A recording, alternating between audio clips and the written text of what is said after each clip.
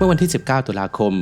2025 พิพิธภัณฑ์ลูฟร์ในกรุงปารีสถูกโจรกรรมโดยแก๊งโจรจำนวน 3-4 คนและประธานาธิบดีเอ็มมานูเอล มาครงถึงกับออกมากล่าวต่อสื่อมวลชนว่านี่คือการโจมตีต่อมรดกที่เราหวงแหนเพราะมันคือประวัติศาสตร์ของเราแก๊งโจรได้บุกปล้นเครื่องประดับราชวงศ์ฝรั่งเศสที่ประเมินค่าไม่ได้โดยใช้เวลาเพียง 4-7 นาทีในการก่อเหตุโจรได้ปลอมตัวเป็นคนงานก่อสร้างสวมเสื้อกั๊กสีเหลืองและส้มใช้รถเครนปีนเข้าทางหน้าต่างชั้น 2จากด้านแม่น้ำแซนก่อนจะใช้เครื่องเจียและเลื่อยลูกโซ่ขนาดเล็กตัดกระจกและทุบตู้โชว์พวกเขาได้เครื่องเพชรไป8ชิ้นจาก9ชิ้นที่พยายามขโมยหนึ่งในสมบัติที่ยิ่งใหญ่ที่สุดอย่างมงกุฎของจักรพรรดินีอูเชนีถูกพบในสภาพชำรุดภายนอกพิพิธภัณฑ์ในวันเดียวกันในคลิปนี้เราจะติดตามเรื่องราวการสูญเสียครั้งสำคัญที่สุดในประวัติศาสตร์ศิลปะร่วมสมัยใน9สมบัติราชวงศ์ฝรั่งเศสที่ถูกโจรกรรมจากลูฟร์การบริโภคอาหารทะเลอาจมีความเสี่ยงจากการปนเปื้อนของโลหะหนักเช่นปรอดสารหนูแคดเมียมและตะกั่วซึ่งส่งผลเสียต่อสมองได้เพื่อเป็นทางเลือกที่ปลอดภัย Quality Omega 3 Norway Daily คือผลิตภัณฑ์ที่ผ่านการคัดสรรและตรวจสอบความบริสุทธิ์ทำให้คุณได้รับโอเมก้า 3 เพื่อการดูแลสมองอย่างมั่นใจและปราศจากสารปนเปื้อนสนใจสั่งซื้อหรือดูข้อมูลเพิ่มเติมที่ quality.asia/abdul-mystery หรือคลิกลิงก์ใต้คลิปได้เลยครับ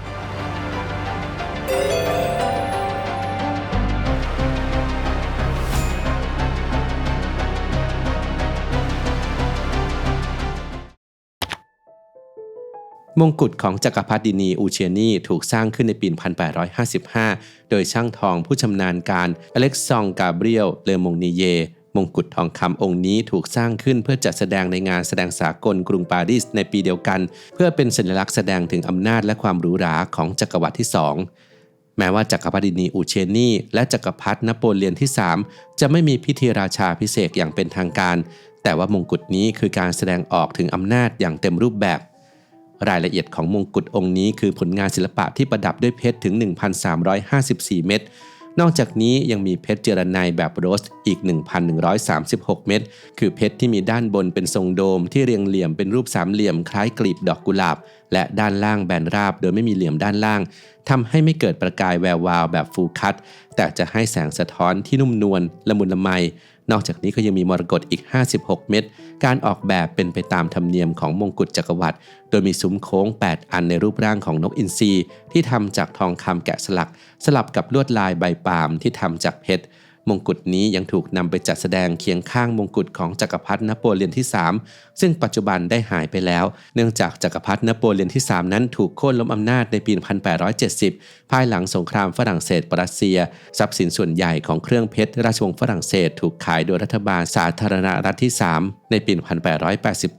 ซึ่งรวมถึงมงกุฎของจักรพรรดินโปเลียนที่ 3ด้วยและเชื่อว่าถูกทำลายในภายหลังซึ่งตรงกันข้ามกับมงกุฎของจักรพรรดินีโอเชนีที่ได้รับคืนให้แก่จักรพรรดิอูเชนีขณะที่ทรงลี้ภัยอยู่ในอังกฤษและเมื่อพระนางสวรรคตมงกุฎถูกมอบต่อให้เจ้าหญิงมารีโคทิลโบนาปาร์ตก่อนที่พิพิธภัณฑ์ลูฟร์จะสามารถซื้อคืนมาจัดแสดงได้ในปี 1988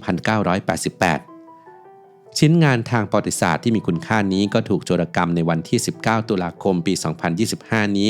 แต่ก็ถูกทำหล่นและพบในสภาพชำรุดภายนอกอาคาร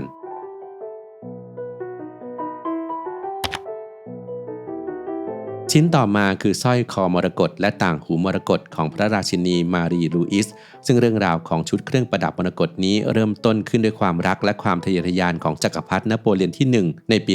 1810 พระองค์ทรงสั่งทำชุดเครื่องประดับอันหรูหรานี้จากช่างทองฟรองซัวเรนโยนิโตแห่งบ้านนิโตเพื่อมอบเป็นของขวัญอภิเษกสมรสแก่มารีลูอิสแห่งออสเตรียชุดเครื่องประดับเต็มชุดประกอบด้วยเทียร่าสร้อยคอต่างหูและหวีโดยสร้อยคอประกอบด้วยมรกต32 เม็ดรวมมรกตทรงหยดน้ำ10 เม็ดและเพชร 1,138 เม็ดส่วนต่างหูมีมรกตทรงหยดน้ำ2 เม็ดและเพชร 108 เม็ดประเด็นที่น่าสนใจทางประวัติศาสตร์คือชุดเครื่องประดับนี้ถูกจัดทำขึ้นสำหรับคลังส่วนพระองค์ของมารีลูอิสทำให้เมื่อนโปเลียนพ่ายแพ้และจักรวรรดิล่มสลายในปี 1814 พระนางจึงสามารถนำชุดเครื่องประดับทั้งหมดติดตัวไปได้เมื่อออกจากปารีสโดยที่เธอต้องคืนเพชรราชวงศ์อื่นๆให้กับราชวงศ์บูบง อย่างไรก็ตามในช่วงกลางศตวรรษที่ 20 หลังการสืบทอดมรดกผ่านราชสกุลฮับสบูร์กเทียร่ามรกตในชุดนี้ถูกขายให้กับช่างทองแวนคลิฟอาร์เพลส์ในปี 1953 และได้มีการถอดมรกตโคลัมเบีย 79 เม็ดออกจากเทียร่าเพื่อขายแยกชิ้นส่วนและแทนที่ด้วยพลอยเทอร์ควอยซ์ทำให้ชิ้นงานสำคัญที่สุดนั้นถูกทำลายเพื่อประโยชน์ทางการค้าหลังจากนั้นเทียร่าได้ถูกซื้อโดยนักสะสมชาวอเมริกันและหลังจากนั้นก็ถูกซื้อโดยพิพิธภัณฑ์ลูฟร์กลับมาในปี 2004 ด้วยมูลค่าสูงถึง 3.7 ล้านยูโรนับเป็นราคาที่สูงที่สุดที่พิพิธภัณฑ์จ่ายสำหรับเครื่องประดับต่อชิ้น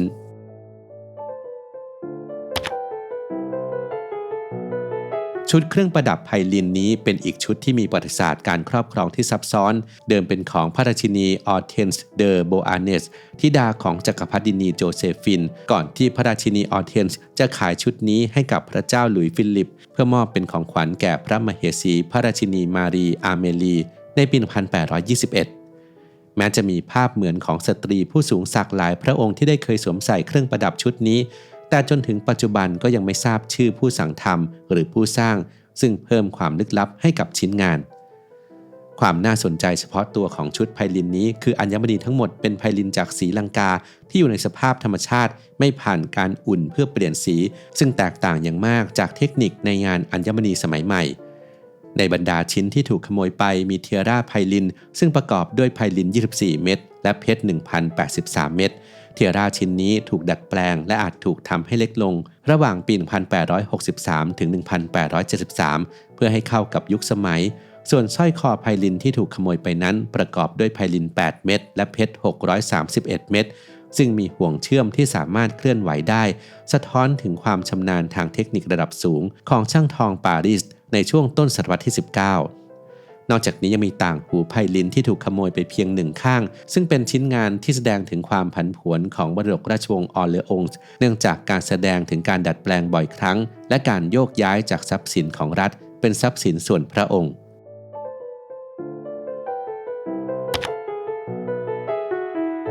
ชิ้นงานที่เหลืออีก3ชิ้นเป็นพยานหลักฐานถึงความฟุ่มเฟือยทางศิลปะของจักรพรรดินีอูเชนีโดยมีรายละเอียดที่น่าทึ่ง1คือเข็มกลัดโบประดับเพชรขนาดใหญ่ซึ่งสร้างโดยฟรองซัวกราเมอร์ในปี 1855 เข็มกลัดนี้ประกอบด้วยเพชรรวม 2,438 เม็ดและเพชรเจรไนแบบโรส 196 เม็ดเดิมทีมันเคยเป็นส่วนกลางของเข็มขัดที่ใช้เพชรกว่า 4,000 เม็ดจากคลังสมบัติราชวงศ์ก่อนที่จักรพรรดินีจะสั่งดัดแปลงให้เป็นเข็มกลัดติดอกในปี 1864ความโดดเด่นของชิ้นงานนี้คือความชำนาญในการฝังอัญมณีซึ่งทำให้โบและผู้มีความยืดหยุ่นและส่องประกายระยิบระยับทุกครั้งที่เคลื่อนไหวชิ้นที่2คือเข็มกลัดเรลิกวารีสร้างโดยอัลเฟรดบัฟในปี 1855 เข็มกลัดนี้มีเพชร 94 เม็ดความพิเศษคือมันรวมเอาเพชรที่มีประวัติศาสตร์เก่าแก่เข้าไว้ด้วยกันเช่นเพชรมาซาแรงที่ 17 และ 18 ซึ่งเคยถูกพระเจ้าหลุยส์ที่ 14 นำไปใช้เป็นกระดุมเสื้อมาก่อนแม้ชื่อเรลิกวารีจะหมายถึงที่เก็บวัตถุศักดิ์สิทธิ์แต่ที่จริงแล้วเข็มกลัดนี้ไม่มีช่องสำหรับเก็บพระธาตุซึ่งเป็นปริศนาที่น่าสนใจของการออกแบบชิ้นสุดท้ายคือเทียร่าประดับไข่มุกสร้างโดยลองมงนิเยในปี 1853 เป็นของขวัญแต่งงานจากจักรพรรดินโปเลียนที่ 3 เทียร่านี้งดงามด้วยไข่มุก 212 เม็ดและเพชร 1,998 เม็ดเช่นเดียวกับเข็มกลัดโบและมงกุฎเทียร่านี้ถูกประมูลขายในปี 1887 แต่ก็ได้รับการบริจาคกลับคืนโดยกลุ่มเพื่อนพิพิธภัณฑ์ลูฟร์ในปี 1992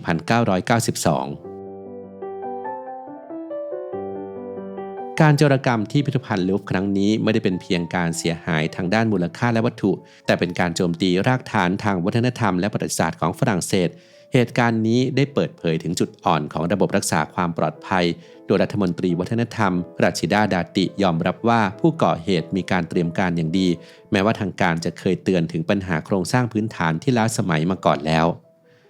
ความสูญเสียครั้งนี้กระตุ้นให้เกิดการดำเนินการครั้งใหญ่ประธานาธิบดีมาโครงได้สัญญาที่จะติดตามเครื่องประดับทั้งหมดและนำผู้กระทำผิดเข้าสู่กระบวนการยุติธรรมพร้อมทั้งเร่งดำเนินโครงการ Louvre New Renaissance เพื่อเสริมสร้างความปลอดภัยของพิพิธภัณฑ์